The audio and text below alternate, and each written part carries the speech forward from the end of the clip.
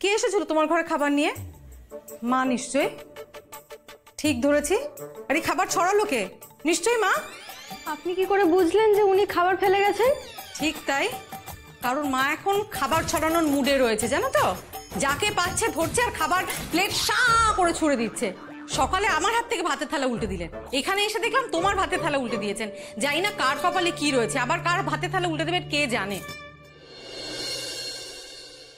এই কি করছোটা কি? হ্যাঁ, কেরম পুরনো ভাত খায় নাকি? কিচ্ছু হবে না, আমি অন্নপূর্ণার অপমান করতে পারবো না।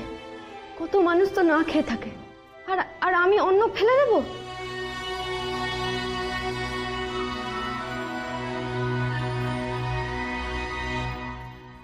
কিন্তু এই খাবারই বা আমি খাই কেমন করে? উনি যে কিচ্ছুটি খাননি। আচ্ছা, দাদার খাবারের সাথে তোমার খাওয়ার কি সম্পর্ক? বর না খেলে যে বউদেরও খেতে নেই। সে কি এরম নিয়ম আছে নাকি? এরম তো অনেকদিন হয়েছে, পিকু খাওয়ার আগে আমি খাবার খেয়ে নিয়েছি। বরের আগে বউয়ের খেতে নেই কেন? বাবাকে না খাইয়ে কোনোদিনও মা খেত না, তাই আমিও। এই ভাতগুলো, তবে এই ভাতগুলো আমায় দাও। আপনি আপনি এই ভাত নিয়ে কি করবেন? আরে দাও না, আমি এটা মজা করব, বোকামও বলতে পারো। শোনো, আজ কিন্তু তুমি ঘরের মধ্যেই থাকবে। আজ হলো কাল রাত্রি, তোমার আর দাদার মুখ দেখা দেখি যাতে না হয়, ঠিক আছে? মনে থাকবে তো? শুনুন শুনুন, আপনি কি মজা করবেন? আমাকে একটুখানি কয়ে যান। শুনুন, আপনি কি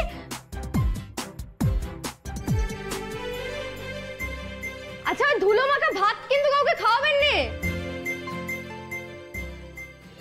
হচ্ছি না, মেয়েটাকে আমি যা সহ্য করতে পারছি না, যা সহ্য করতে পারছি না। মহাধরি বাজবে। যতটাই সহজ সরল সেজে থাকে, মোটেই অতটা সহজ সরল নয়। কাল কেউটে সাপ একটা, ও এসেই আমার সন্দেহ করছে, জানিস? ও তোকে কেন সন্দেহ করবে? জামাইবাবু তো সব শিখিয়ে পড়িয়ে এনেছে। সব ছাড় এখন, প্লিজ অন্যদিকে মন দিস না। ওই মেয়েটা যদি দৃপ্তর রক্ষা কবচ হিসেবে কাজ না করে, তাহলে তো সব কায়দা একেবারে ছুটে যাবে। দিদি, গাছটা কাটতে হলে কিন্তু গোড়া থেকে কাট। ওসব ডালপালা ছেটে কোনো লাভ নেই।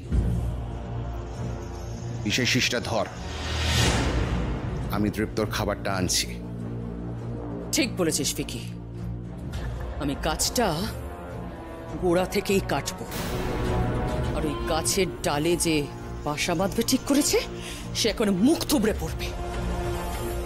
যতই ত্রিনয়ী নামে সম্পত্তি হোক, তৃপ্ত মূল্যে তো এটা প্রমাণই হয়ে যাবে যে যে ওই মেয়েটা আসার পরে সর্বনাশটা ঘটলো।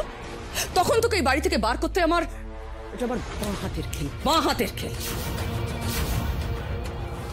খুব দেমাগ, তাই না? বরকে বাঁচাবে, বাঁচাচ্ছি তোমার বরকে আমি। আমি বেঁচে থাকতে হে আশা কোনো দিন পূরণ হবে না ত্রিনয়নী। আমি আজই তৃপ্তর খাবারে বিষটা মেশাবো। আর আজ আমার প্ল্যান কিছুতেই ফেল করবে না, কিছুতেই না। কেন খেলেন না দৃপ্তবাবু? আমার উপর রাগ করে কি উনি খেলেন না? কিন্তু এভাবে না খেয়ে থাকলে যে উনি অসুস্থ হয়ে পড়বেন।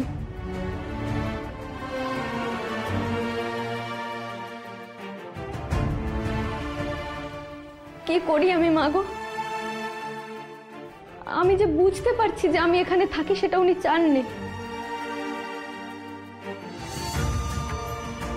আমি যে এখানে আছি সেটা উনি সহ্য করতে পারছেন না। ওনার সেই জ্বালা যে আমি চোখে দেখতে পাচ্ছি না মা।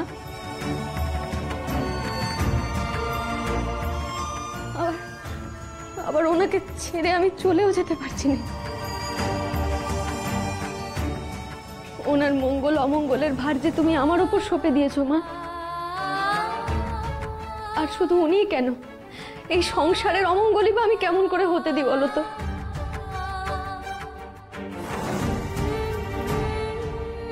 আর কেউ মানুক বা না মানুক, আমি তো নিজেকে এই সংসারের বউ বলেই মানি। কে কোথায় আছো? বউ এসে গেছে গো। আরে বউ এসে গেছে, নতুন বউ এসে গেছে। আরে সবাই তো দেরি করছে কেন? কোথায় তোমরা? নতুন বউ এসে গেছে, এসো।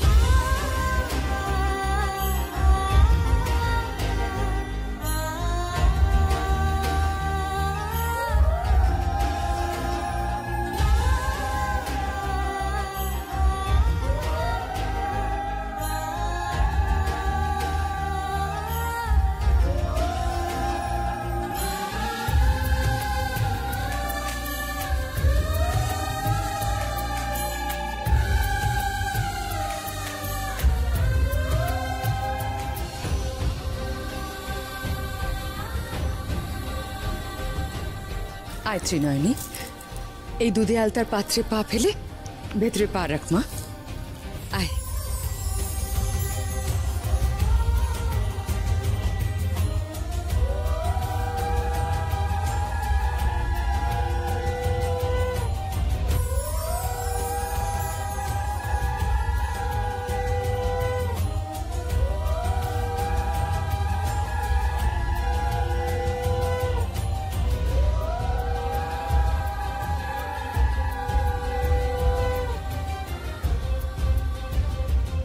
বাবা, নাথ বউকে ঠাকুর ঘরে এনে দিয়েছেন। দেখো ঠাকুর, ওদের সুখী রেখো। সবাই তো এখানে, কিন্তু উনি কই? সবাই তো এলো, আর উনি এলেন নে। ত্রিনয়নী,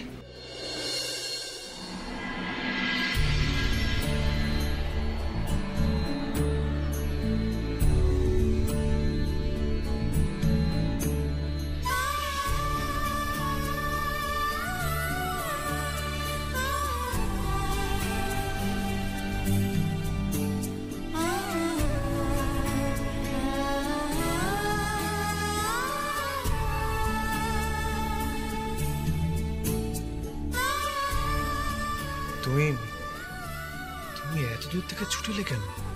আমাকে যে আসতেই হতো দৃপ্তবাবু, না হলে আপনাকে বাঁচাবো কি করে? তুমি আমাকে বাঁচানোর জন্য এত দূর থেকে ছুটে এসেছো? আপনার মা আমাকে আপনাকে বাঁচানোর দায়িত্ব দিয়েছেন। আর তাছাড়া আপনার সঙ্গে আমার যে জন্ম জন্মান্তরের বন্ধন, না এসে কি উপায় বলুন তো?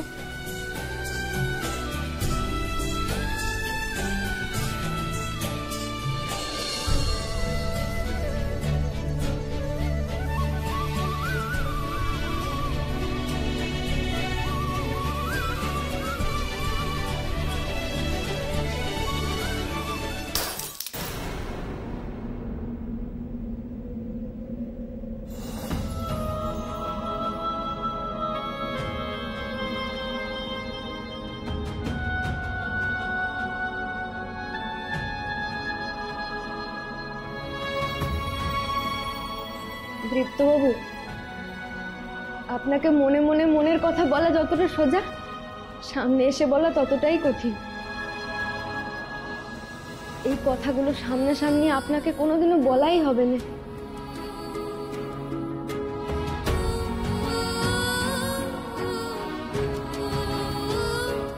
তুমি কেন এই ধুলো মাখা ভাত খাবে বন্ধু? যে ফেলেছে আমি তাকেই খাওয়াবো। মা, অন্নপূর্ণা কিরকম ভাবে কেউ ফেলে দেয়? আমি মার প্লেটেই সব মিশিয়ে দিচ্ছি, মার টের পাবে। রঙ্গনা, এই রে, ধরা পড়ে গেলাম নাকি? কি ব্যাপার? ডাকটা শুনে আমি চমকে উঠলি কেন রে? নিশ্চয়ই আবার কোনো দুষ্টু বুদ্ধি এসেছে মাথায়, তাই না? কি করছিলি? ওরকম এক থালা থেকে আরেক থালায় খাবার ঢাড়ালি করছিলি কেন? একটা কাণ্ড করেছি, কাউকে বলো না যেন। আজকে সবাইকে একসঙ্গে খেতে বসাবো, তারপরে দেখো কি হয়। আমার বন্ধুকে কষ্ট দেওয়া, দেখাচ্ছি মজা।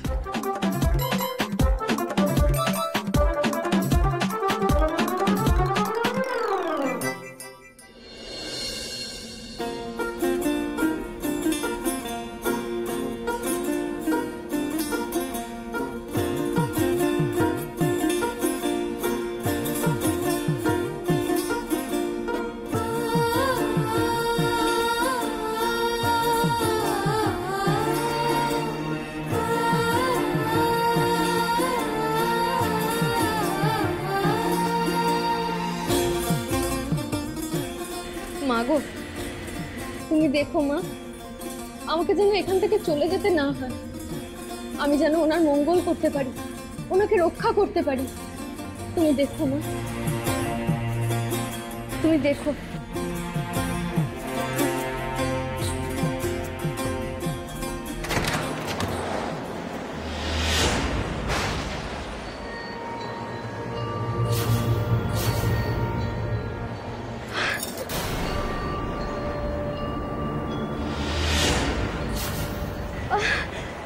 আবার কেন মাথা ব্যথা করছে মা? আবার কি দেখাবে তুমি?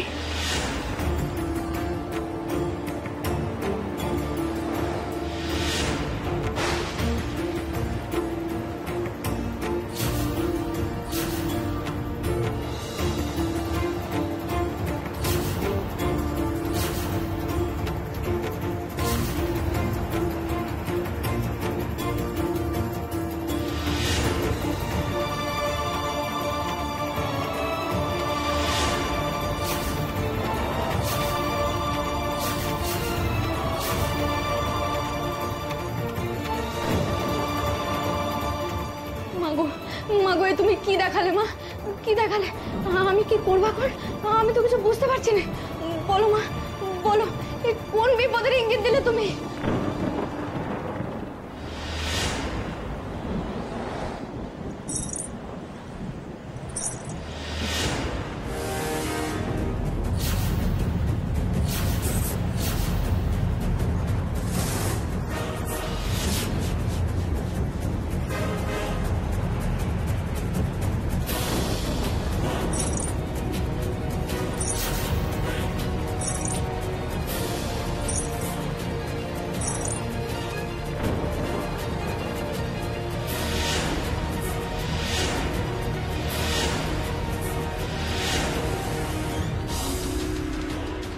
গলায় মালা কেন? সামনে ধূপ পিপা জ্বলছে কেন? কারণ উনি অনেক বছর আগে মারা গেছেন, তাই। আমার মা আমার 10 বছর বয়সে মারা গেছেন, উনি এই পৃথিবীতে নেই। আর তুমি বলছো আমার মা তোমাকে বরণ করে এই বাড়িতে নিয়ে এসেছে। আপনি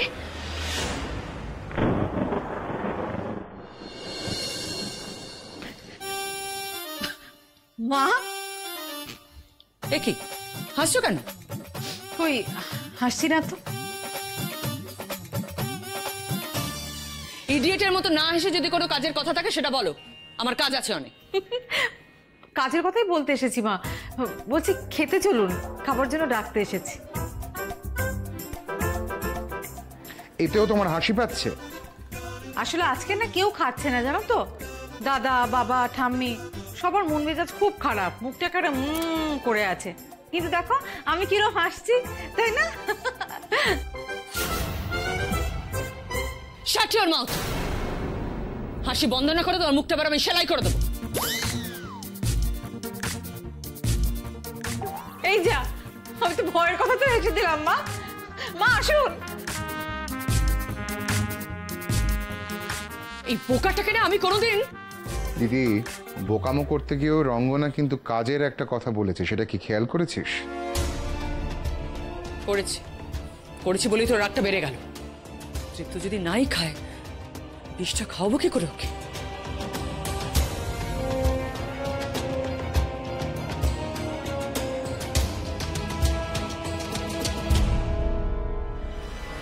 তৃপ্তকে তো বিষটা আজকে খেতেই হবে।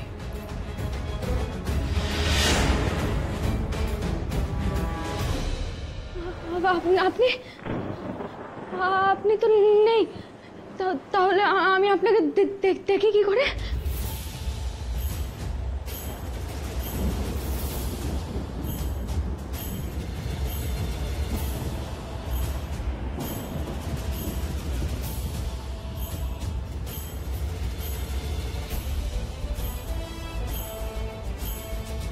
বাড়ি আসবি না মা? বাইরেই থাকবি? তোকে যে বরণ করে ঘরে তুললাম তাকে এমনি নাকি? তোর উপরে যে অনেক দায়িত্ব রে মা। আমার ছেলেকে বাঁচাবি না তুই?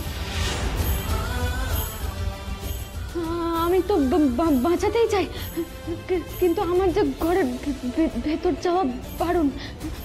আর তাছাড়া আজকে তো কাল রাত্রি, আমি ওনার মুখ দেখতে পারবো না।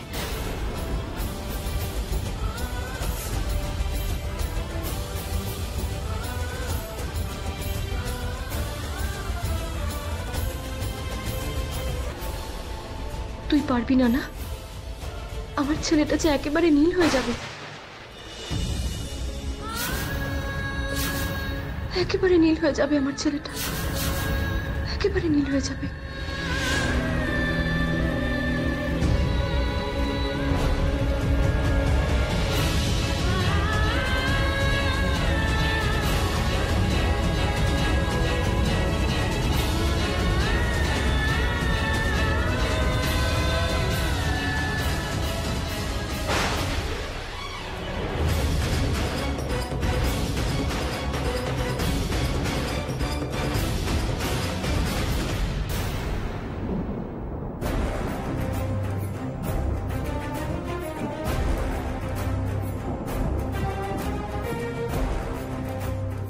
কি উনি আবার কোথায় চলে গেলেন?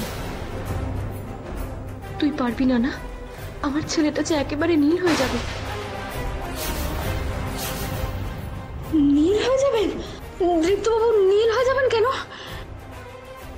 নীলকণ্ঠ তো শিব, কারণ উনি বিষ পান করেছিলেন, কারণ বিষের জ্বালায় ওনার গলা নীল হয়ে গেছিল। তাহলে কি উনি নীল হয়ে যাওয়া মানে দৃপ্তবাবুর বিষ খাওয়ার কথা বুঝিয়ে গেলেন?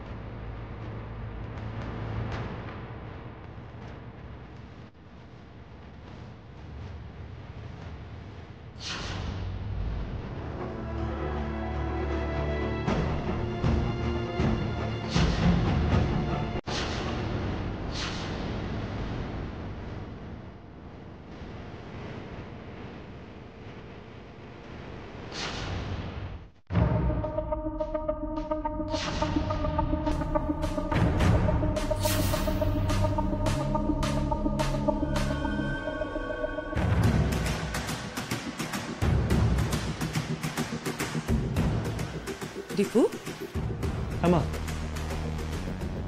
কিরে তুই নাকি বলেছিস রাত্রে কিছু খাবি না? মা আমি তো তখন তো খেলাম। আমি তুই কি খেয়েছিস আমি দেখেছি। আমি যেই জল আনতে উঠে গেছি তারপর তুই একটা দানাও মুখে দিসনি। কি হয়েছে রে তোর? মন খারাপ? আমার কাছে কিছু লুকোচ্ছিস, বল না। না মা, আসলে মা আমার খিদে ঘুম সমস্ত কিছু উড়ে গেছে। সবকিছু ওই মেয়েটার জন্য মা। আজ ওই মেয়েটার জন্য তোমার আর বাবার মধ্যে অশান্তি হচ্ছে।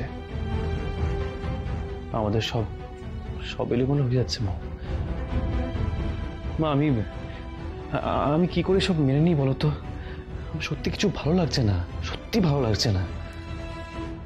আমারও কি ভালো লাগছে দীপু। ওই মেয়েটার জন্য ওই বাড়িটা দুটো শিবিরে ভাগ হয়ে গেছে। একদিকে ও, তোর বাবা, তোর কাকিমণি, আর অন্যদিকে আমরা। এমন তো হওয়ার কথা ছিল না, তাই না? আমরা তো মিলেমিশে কত আনন্দ করে বাড়িতে থাকতাম বলতো। ওই মেয়েটা এসছে আমাদের সর্বনাশ করতে। আমি ওর জন্য আমার ছেলে না খাওয়া বন্ধ করতে দেবো না, কিছুতেই না।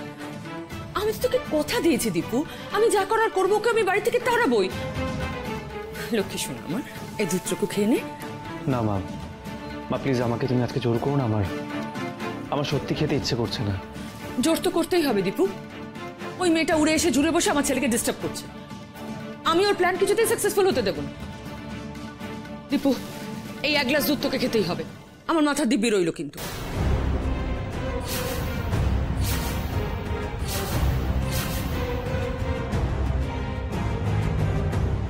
মা এটা তুমি কেন বললে? কি করব? তুই কথা শুনছিস? তুই না খেলে কিন্তু আমিও খাবো না, আমি বলে দিলাম দীপু। মা তুমি এসব বলো না মা। আচ্ছা ঠিক আছে, আমি খেয়ে নেবো। কিন্তু মা তুমি আমার জন্য অন্তত প্লিজ না খেয়ে থেকো না। আমি খেয়ে নেবো মা। এই তো আমার লক্ষ্মী ছিল। তাহলে আমার সামনে গ্লাসটা শেষ কর।